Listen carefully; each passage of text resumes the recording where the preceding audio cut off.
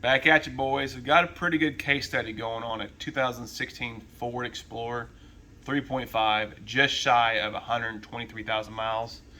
The complaint was ABS lights on and both track lights are on. We are the fourth shop to look at it. Two independent shops and the dealership has looked at it, Ford. So it's come in. I'm going to go over the initial scan when we got the car. Come in here real quick.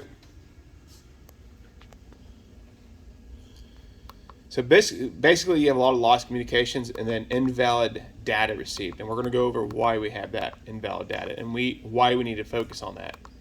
Okay. We're pretty far on the diagnosis. We're going to catch you up, but we're not completely complete with this car. So we're going to finish it together. So basically it repeats the same codes throughout all these modules. One thing that caught my attention was this code here, the left front wheel speed sensor, circuit short to battery or open. So if you do clear the codes, that's one of the only really codes that comes back. All the communication codes will not, unless you drive it. As soon as you drive it, all these communication codes and invalid data comes back.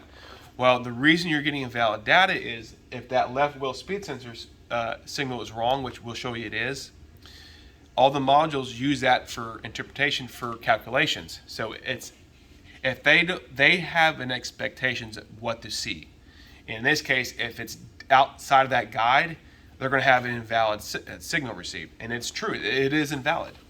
One thing that's weird is we're going to get to in a second is how the system works. So we're going to actually get into the car and go ahead and turn the key on for me. We're going to show you the code that it has and then what we caught. So come in here. Let's go to the ABS module codes. And we're only just have one code, that's it. This car has not been driven. Okay, the same code, the 3115. Circuit short to battery or open. In this case, it is open, we're going to show you. But look at that. I want to show you something with data here.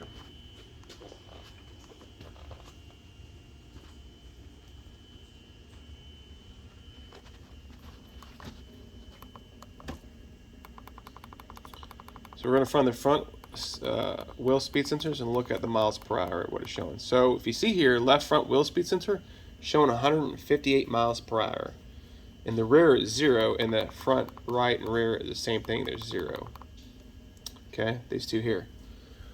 So the first thing we did was look at wiring, look for any water intrusion or something like that.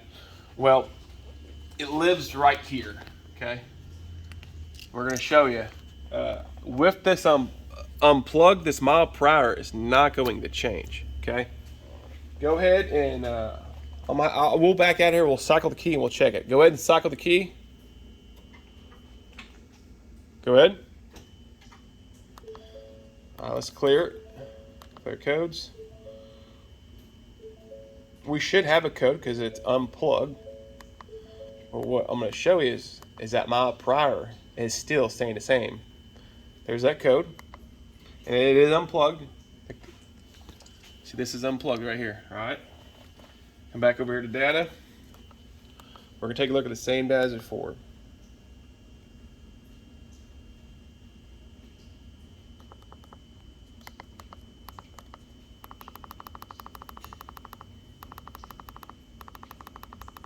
So, as you can see, it defaults to 158 if there is a open in that wheel speed sensor wiring or if it's shorted. It defaults to 158. Don't ask me why, I'm just telling you that's what it does. We're going to test this sensor we already have. I'm going to turn my scale. We're going to go to ohms, okay guys? And we already tested it. We confirmed this sensor is open. So I'm going to go on one pin here. And there it is. Well, we have 2 ohms. It was open before, so it's pretty close. Oh, I'm touching the other one, sorry. It was 0.02. See the OL right there? All right, so this, I'm on that pin. Right there, guys.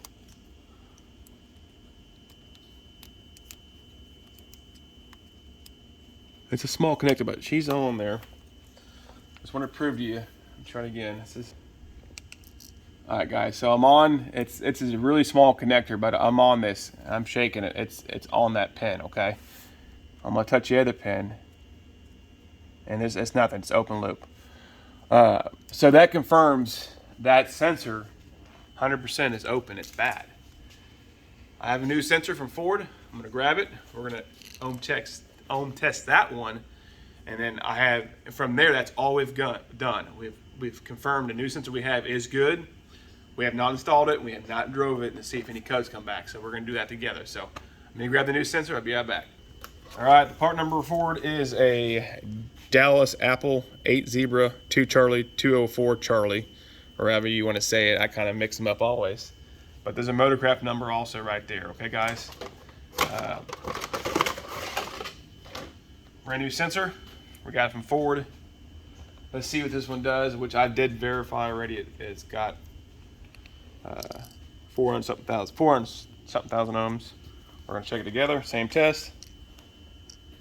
Or close to it, 394, okay. Maybe it's cooled down here, but 394,000 ohms, okay? So it's not open.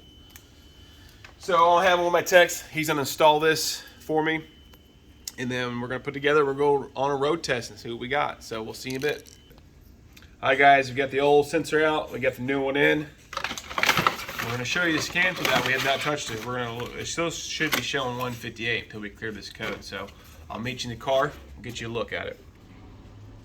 All right, boys, we're back in this, and I have not cleared the code, so we should still have, even though we have a new sensor on there, I expect to see a fault code.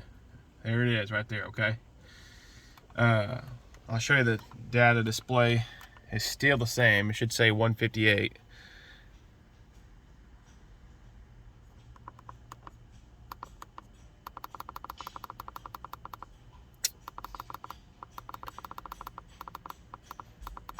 Did I go past it?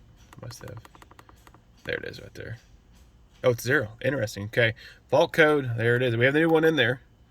So it's 0 miles per hour, but the fault code's there. Let's clear that fault code. So I recognize the new sensor, so it's no longer in default mode. Let's do key on engine off test. See if any codes come back. So nothing. 0. So that's good. Memory codes. 0. Data display. I'm going to get up what we need, and we're going to go for a quick test drive and see if any codes. Well, we need to see if there's any codes in the system first. Let's do that real fast. There's code scan because there could be something from before. So that was the codes before. See the invalid data. So that 158 miles per hour is throwing codes from other modules. We should be able to clear this, and then we'll go over and test drive and recheck everything. I know before we didn't have you in, but once you drove this, there was communication codes, invalid data received. That's where we saved that one file. One test drive, it came back. So we're gonna clear everything, start fresh here.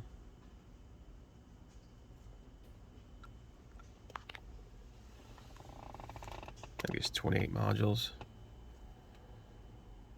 All right, so we have engine transmission codes and whatever that was, parking module, and so that's probably gonna come back. Right front puddle lamp, so I expect it to come back. Not worried about that.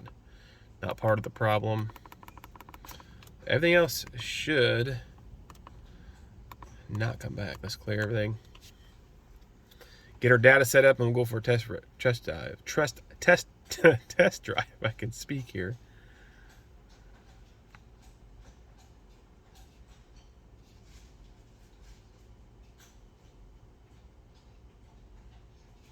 Of course, she's low on gas. Every car that comes in the shop. What's up with that?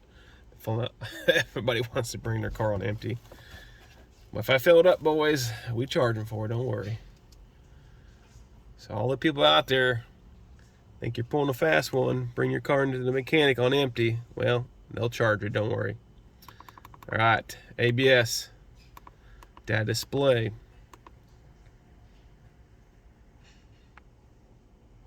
We have 40 miles, so we're good. We're just gonna pull up what we need. That's it. That's all I care about.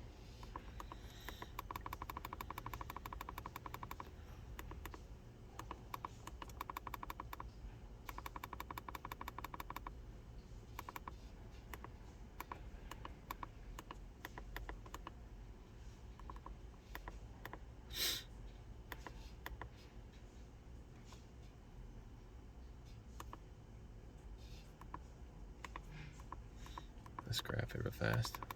I don't put any triggers on it. All right, so probably got to hand this to Brian here. Let him see if he can watch his scan tool data. See how good a cameraman he is here. Let's go for a drive.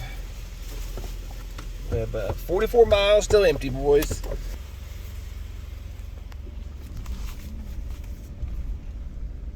Are you going? Is it recording? All right, boys, we're back. All right. You're gonna deal with some shakiness. We're doing our best. We are at the shop working, so we're trying to do what we can to bring you guys content, some good information here. So I figure this was a pretty good case study, especially with all the codes and with it defaulting to 158 miles per hour. That's a very weird default value. So, of course, it's been to multiple shops. I don't know why they couldn't do a simple ohm resistant test on the sensor to verify it was bad, but we will do that for them. So I think they honestly looked at all those codes and they said nope, and they just charged them diag, and they all did. Told them they couldn't duplicate the concern, which is kind of irresponsible because the codes were still on the car when they picked it up. So right now we would have the lights on. There's no lights in the dash, and everything looks good. So there's fuel lights, the only thing it's on. So let's bring it back. And I will do a 5-minute or 5-mile test drive, a minimum, so and everything. I'm not going to bore you to death. I mean, if it's going to fail, it would have failed immediately. Let's go see what we got for communications. And there could be something more nefarious, guys, with the communication codes.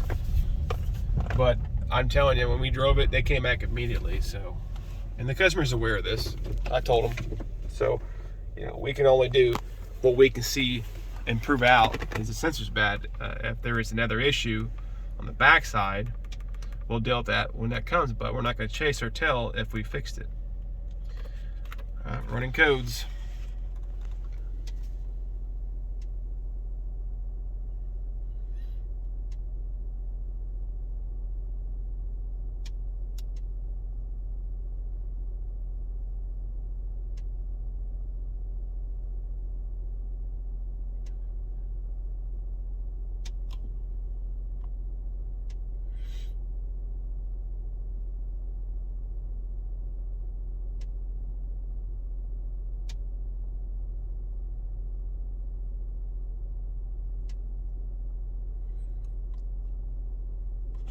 Well, look at that. Let's see if we have anything. We got nothing. So, pretty interesting, guys. So, there's something in engineering. I don't know what Ford did, but the 158 default, that's an engineering design. And I'm assuming from what I just saw and what you saw is if a wheel speed sensor on this car goes bad, you're not only going to have invalid signal data codes, you're going to have communication codes also.